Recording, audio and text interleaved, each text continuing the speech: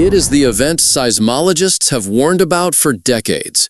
A rupture deep within the Earth's crust, so violent it unleashed the energy of thousands of nuclear weapons. First, the shaking, an 8.8 megaquake that buckled the seafloor off Russia's Kamchatka Peninsula. But the shaking was only the beginning. It was the prelude to the true catastrophe. A wave, born from that violence, traveled across the vast Pacific. And now it has arrived on the shores of 3 different nations. This is the story of the day the Pacific fought back. Hello and welcome. I'm your host, Silas Kane.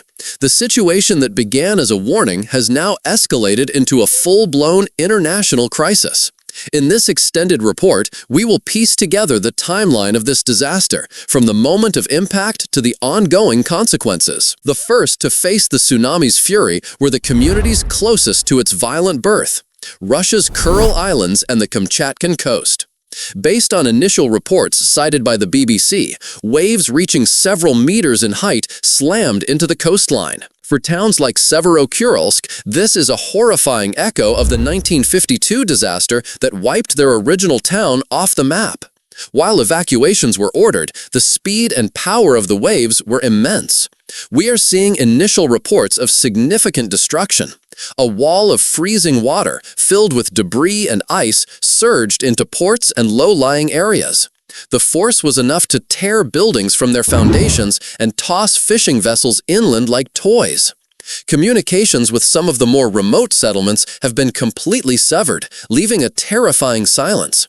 The immediate challenge for Russian authorities is not just search and rescue in the midst of ongoing aftershocks, but trying to do so in one of the most remote and inhospitable regions on the planet.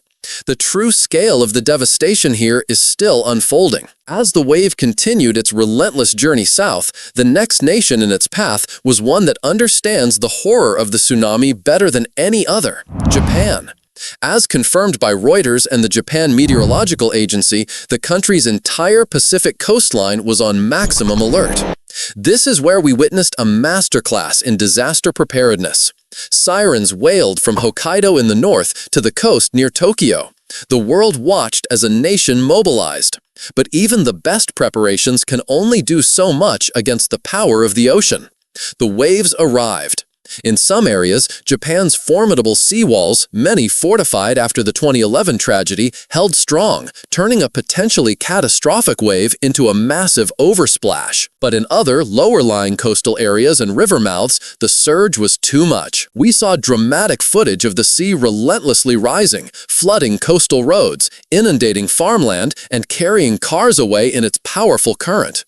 While the loss of life appears to have been significantly mitigated by the warnings, the economic damage to ports and coastal infrastructure is immense. It is a powerful testament that you can warn against nature, but you cannot entirely tame it. Thousands of miles away, across the largest ocean on Earth, the United States was watching and waiting. The first U.S. soil to be touched by the tsunami was the remote and rugged Aleutian Islands in Alaska. Military bases like the one in Adak reported significant and dangerous sea level fluctuations and currents. But the main concern was further south.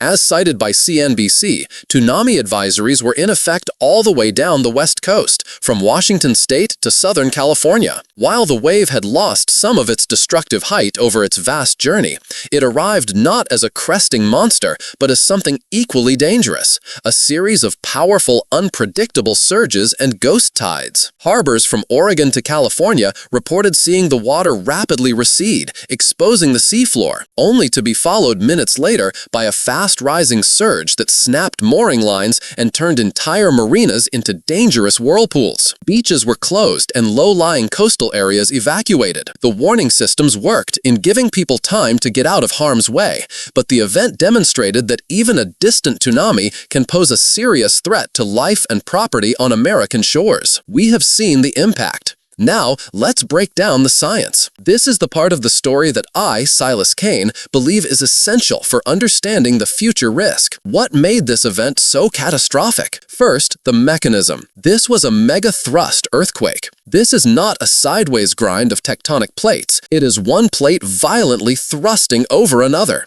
That vertical movement is what acts like a giant piston on the ocean, creating the most powerful tsunamis. Second, the location. This region was a known seismic gap. Scientists knew that immense pressure had been building here for over a century without a major release. This quake was that release. It's like a debt that has been accumulating for generations, finally being paid all at once. Third, the aftershocks. A quake of this magnitude does not happen in isolation.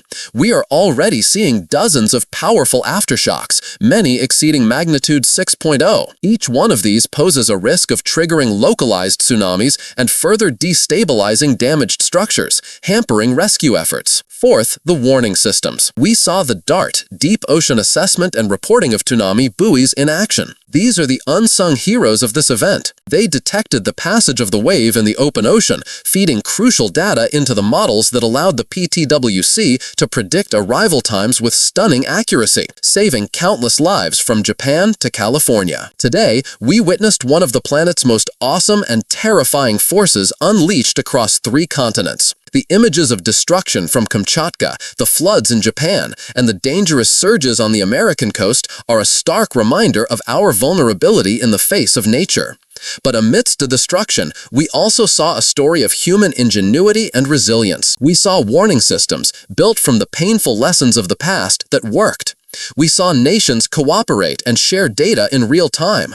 We saw communities heed the warnings and look out for one another. The recovery will be long, and the true cost, both human and economic, is yet to be calculated. But this event will be studied for decades. It is a harsh but vital data point in our ongoing effort to understand the planet we live on and to better protect ourselves from its most violent impulses. This is Silas Kane. The story of the Great Kamchatka Quake of 2025 is far from over. For continued in-depth coverage and analysis, please make sure you subscribe to the channel and enable notifications. My thoughts are with all those affected by this disaster. In the comments below, let me know what part of this global event stood out to you the most. Thank you for watching.